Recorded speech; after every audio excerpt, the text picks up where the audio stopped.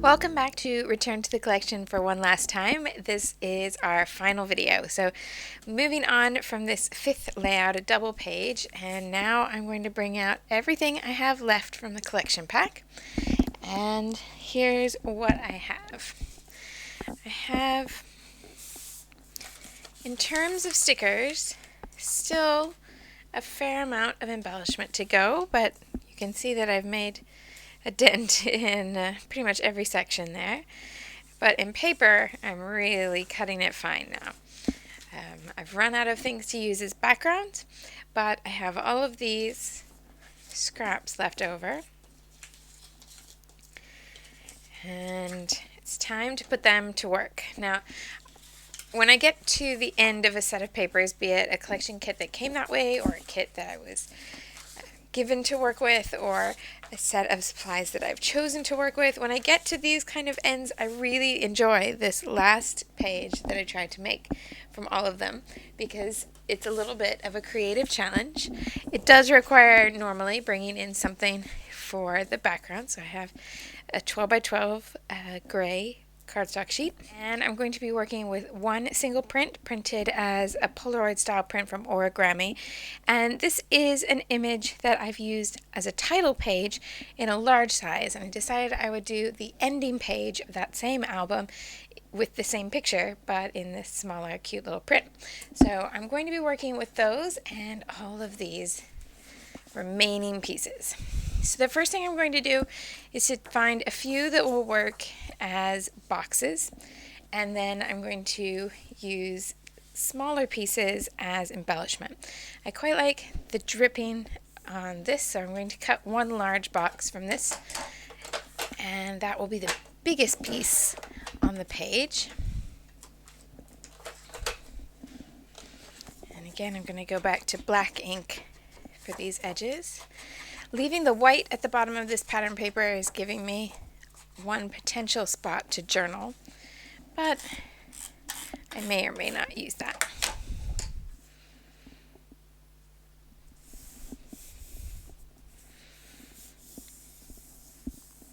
Then I just have a look at the remaining pieces to see what sorts of shapes are possible. This one I had done some stamping of different words to see how they looked, but then I didn't use it on that particular project, so maybe now is the time to use it because it looks quite nice with the stamping there. And I think this one should stay as it is. And I still haven't used any of these ponies as the pony print, so maybe I'll do just a token piece of the pony print.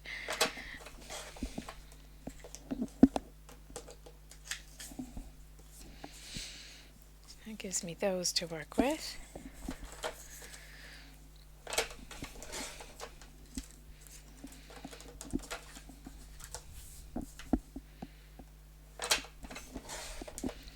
Cutting this down to a nice even box gives me this piece. So I'll ink all these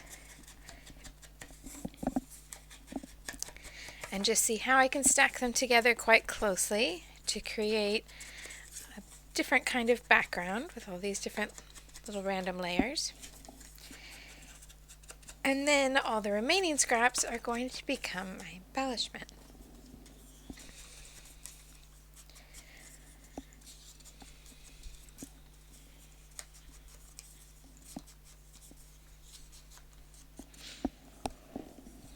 Okay, so let's have a look.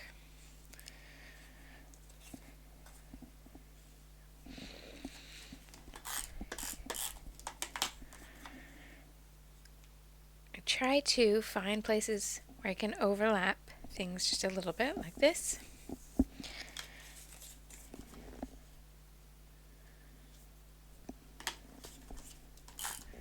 And I try not to think too much about it. Once I've added a really large piece like this one, then I try to keep the other elements shorter.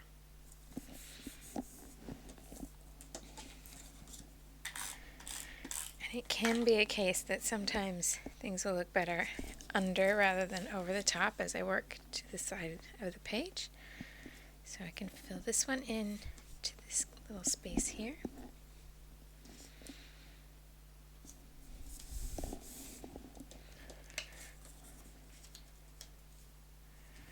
And I'm just wondering, yeah, I think this area down here gives me more contrast, and that looks nicer with the black and white rather than putting all the black and white together. But if you prefer it all together, then obviously that would be a better bet for you.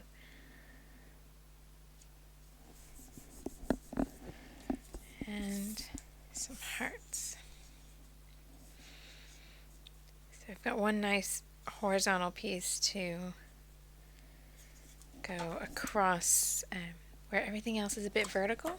So everything else is placed vertical on the page. It can be nice to have a contrasting element. So I use this strip horizontally.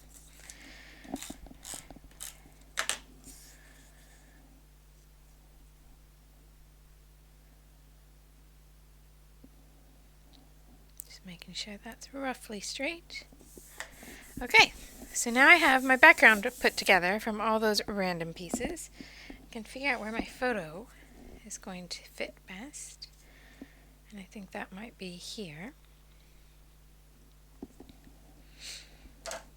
And I think in this case I'm going to add a little bit of solid color behind it. And I've got left over, I still have both the pink and the turquoise.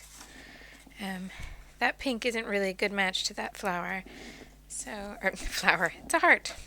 Sorry, you knew what I meant. So I think I'll go with the turquoise.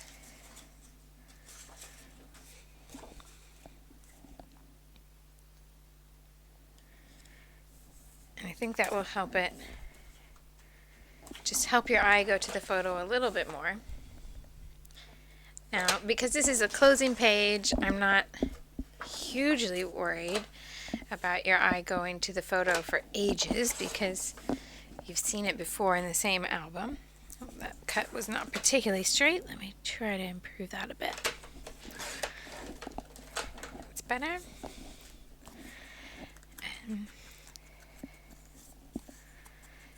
But I don't want the photo to get lost just because everything else is a bit more freestyle than some of the other pages.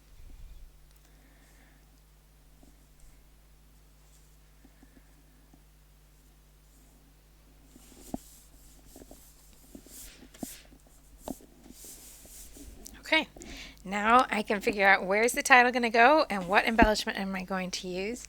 And this is the point where I think it's great to use dies, a digital die cutter, or punches, anything that will cut things into different shapes.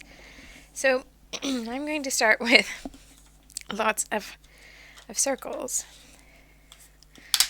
And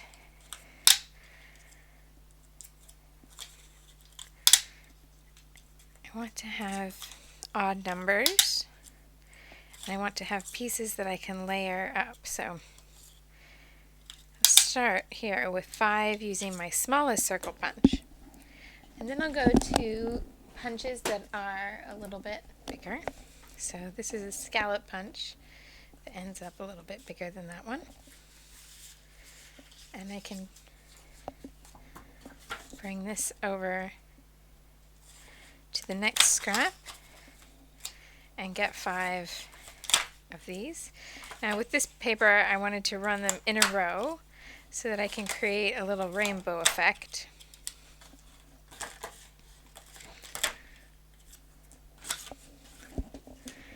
And I can start to layer these. So I keep them in my order just so I can see how the rainbow goes here. From orange to pink and then the darker one. Okay. And then I'm going to put a circle in the middle of each of one of these. And this isn't where they're going to go on the layout. It's just useful for me to be able to put them in order and see what I'm building.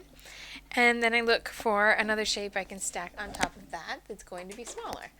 So I think I've got my trusty old butterfly and some hearts around here.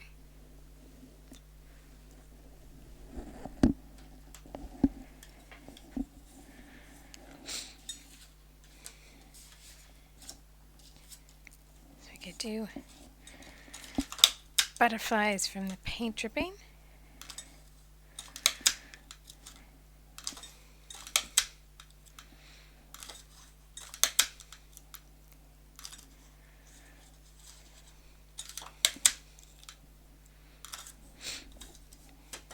And that's probably enough to start. So then it takes me a moment to go through and I'm going to ink all of these layers. And I start putting them together with some things flat and some things popped. So in this case, I'm going to keep the circles flat and put pop dots on the butterflies.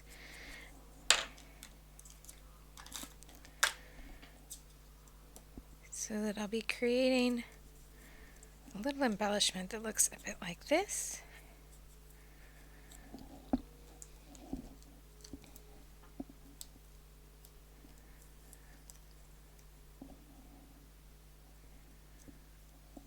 And then once I've done all of the inking and layering of just those 3 pieces, then I'm going to come back in and make each one a little bit more unique. So my next step in this case is to go to the center of the stacks, the center of the butterflies, and to try to match the color.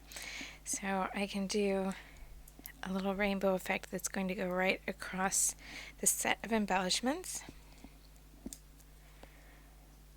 Just finding one color for each one that is closest to the background of that particular one.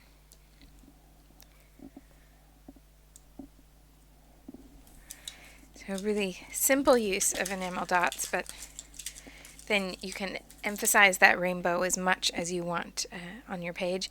You can do sorts of embellishments like this where you would have a whole set that would go together in one particular point on the page and have your rainbow go across. You could do a whole row, but in this case I'm going to scatter them about a little bit more. So at this point I'm just going to place them where I think they may work, and then I'm going to put my journaling and my embellishment, or my journaling and my title, onto the page before I actually adhere these, because I'm not 100% sure where I think they should go at this point. But just do this little game of moving them around for a while until they start to look a bit more balanced. I think that's probably going to work out okay. So with just a little bit of the embellishment done, at this point I'm going to stop. I'm not going to adhere them. I'm going to go ahead and add in my title and my journaling and then come back to finish the embellishment, keeping in mind that I still have quite a few stickers here to get through. Okay, journaling and title all in place, and I'm still liking the placement of the 5 different embellishments. So I just need to figure out what's going to go with them. And there are lots of different ways you could take this. You could take some white paint, some gesso at this point, and do a little bit of brushing behind each one of those. You could take a stamp that's larger than the scallop circle and stamp it there in black or white on top of each of those. You could take a strip of washi tape, and you can take a larger sticker, all sorts of different things that you can do. But the idea is basically that these little pieces need something behind them so that they belong in that particular place. So I'll start with this sticker sheet, but there's not really a lot left that will work that well for this particular format here. I think there's some pieces that I'll be able to add in, but none of them are going to be my fabulous bit of grounding. So I think what I'm going to do is to try to see if I have tape in each of the colors that I did at the center of each grouping, and see if I can continue with that rainbow embellishment and just do a strip of washi tape behind each one. In my tape collection I found something that will work for each one. So I'll just run a horizontal line for each embellishment and then attach it over the top.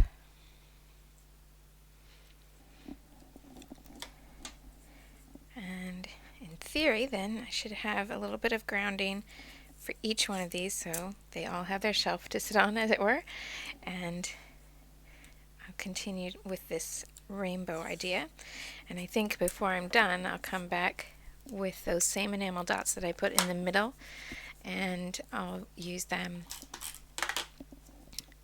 in the smaller sizes in a little triangle or line around them. So at this point, because I've decided to go with that kind of rainbow effect, I want to emphasize the color as much as I can. This one is going to need to just fit in there with the writing. Let's see if that works. Yeah, it's just going to look like squiggly lines rather than reading it, and that's okay. It's the color I'm looking for there. Not all that worried about the pattern.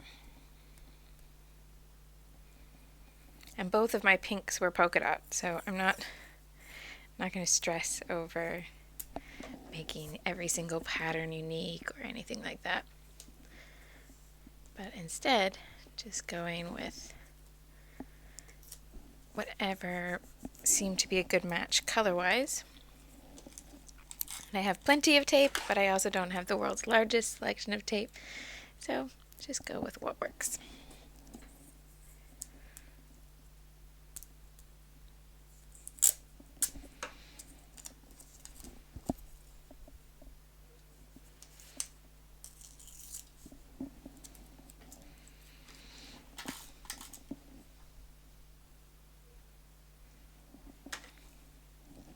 Okay.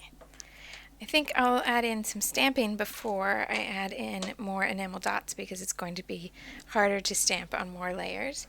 And I'm just going to bring in a little phrase stamp and stamp in black ink, really simple. So just some really little phrase stamps, added my little subtitle that's on all the pages in this album, and then noticed I had 5 of these little arrows, so added 1 to each of those. I also thought about adding different things that were in the same color, so looked at the feathers and things like that to go with the pink ones, but the shapes were just a little bit too difficult to tell what they were. I wasn't completely convinced. But I also have quite a few of these little plus signs, so I can add in 1 of each of these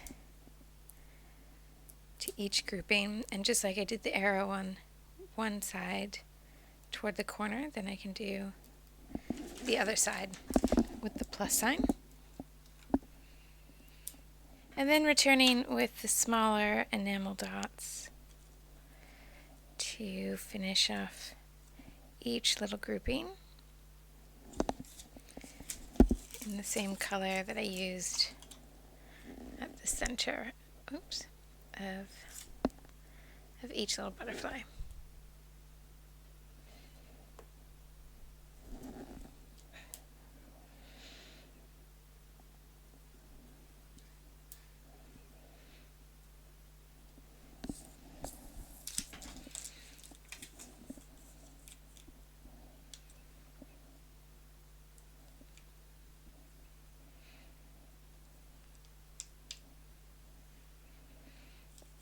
You can repeat this technique with as many different embellishments as you want to go through. If you have lots of different things that you have in all the different colors, you can add in stitches in different colors of thread. You can add in paint splatters in all the different colors of paint, or mist in different colors of the ink, all sorts of things like that. And you just keep going back to these same embellishments and adding things that are all the same. Then my last step is to go through and add a few little things that are different. So I'm going to come up with a few little random pieces for my stash where I'm just looking for things that are the right color, but I'm not trying to make them all match so they're all identical. So it might be one is a chipboard shape and one's a brad, one's a little bow or something like that. I'm just going to try and find one unique piece to add to each one, but I'm still looking at the color of the enamel dots. Here's where I'm going to stop with the final page of our 6. And so each little group has one additional thing. This one I actually got two, one in two different shades of orange. Just added in there to make each one a little unique. And if it's still not enough for you, you can go back in with things like thread to add a little bit more texture if you like. But I thought I was getting to quite a bit compared to the other pages in that album, and I wanted to make sure that it still fits the same kind of aesthetic as the rest of the book. It doesn't mean that I make all of my pages in an entire album all with the same style of embellishment or anything like that, but I do find that some books I have more embellishment and some I have less. This particular album has a lot of pages that have lots of little embellishment like this, and then a facing 12 by 12 photo without much, if any, embellishment on it, so that I could just kind of play with embellishment and still not worry that I was going to take anything away from the best photos I had of the event. Because this page is so dark, I've added just a black and a white pen line around the edge. Totally optional, but I find that sometimes with a darker edge paper with light in the middle, it can just help bring it all together and give you that bit of a frame to finish the look. So that is 6 pages for you all from one collection, and I'm pretty much done with all those papers now. And I hope you have enjoyed it. I really hope that you'll share what you make with us on the forum, and you're welcome to share your work, of course, anywhere in any scrapbooking gallery, anywhere you tend to post your pages. But most importantly, I hope you enjoy the process and that you embrace a little bit more embellishment to bring the fun back to your scrapping. Thanks so much for joining me, and I hope to see you soon.